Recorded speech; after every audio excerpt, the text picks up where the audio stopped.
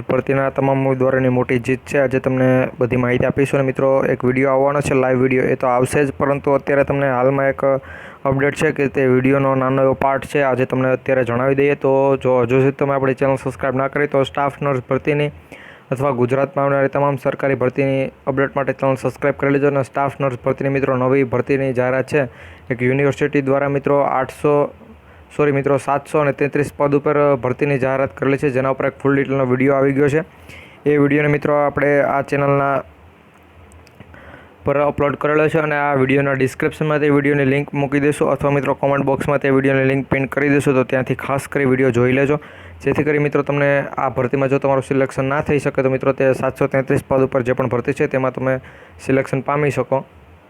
એટલે મિત્રો જ્યારે 18 તારીખના દિવસે નવી તારીખ આપેલી હતી ભાઈ તમને કે 24 તારીખના દિવસે એક ચુકાદો આવશે, ફાઇનલ ચુકાદો 24, પરંતુ મિત્રો 24 તારીખના દિવસે જે પણ અપડેટ છે એ બધી અપડેટ, પરંતુ જો નવી તારીખ આપેલી હશે મિત્રો તો તમને એક ફાયદો છે, તમારી બધાની જીત છે। એનું કારણ હું તમને જણાવું ભાઈ, જો નવી તારીખ આપે કે ગમે એ તારીખ આપે, પરંતુ મિત્રો ઉમેદવારોના જેના ડીવી થવાના હતા, જે આખી લિસ્ટ આવેલી હતી ડીવીની, એ બધાને ડીવી તો મિત્રો થઈ ગયા છે, તમને પણ ખબર હશે, પરંતુ મિત્રો તે કોઈ પણ ઉમેદવાર ડીવી થઈ ગયા, તેમાં પાસ થઈ ગયા અને મિત્રો 1903માંથી કોઈ પણ ઉમેદવારોને તેનું પોસ્ટિંગ નહીં સોંપવામાં આવે। એનું કારણ છે કે મિત્રો 18 તારીખના દિવસે જ્યારે પણ માહિતી આવેલી હતી તેમાં એવું કહેલું હતું કે 24 તારીખના દિવસે અથવા ગમે તે તારીખના દિવસે ચુકાદો થાય, 100% સચોટ ચુકાદો કરવામાં આવે, એના પછી જ મિત્રો નિમણૂક પત્ર અપાશે, એ પ્રમાણની માહિતી છે। તો મિત્રો આ તમારા બધાની એક જીત કહેવાય। અને મિત્રો આજે 24 તારીખના દિવસે શું થયેલું છે એનો એક લાઈવ વિડીયો મિત્રો 5 થી 6ના ગાળામાં આવવાનો છે, એટલા માટે આપણી ચેનલ સબસ્ક્રાઈબ કરી બેલ નોટિફિકેશન ઓન રાખજો, જેથી કરી મિત્રો તે વિડીયો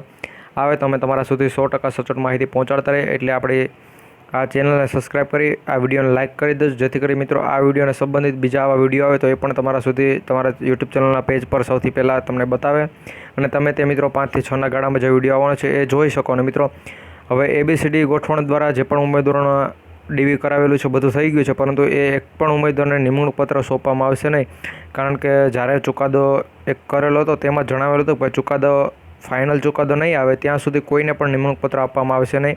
તો મિત્રો આ તમારા બધા માટે સારી વાત કહેવાય। અને મિત્રો ચુકાદામાં શું આવેલું છે એ જોવાનું છે તમારે 5 થી 6 વાગ્યે।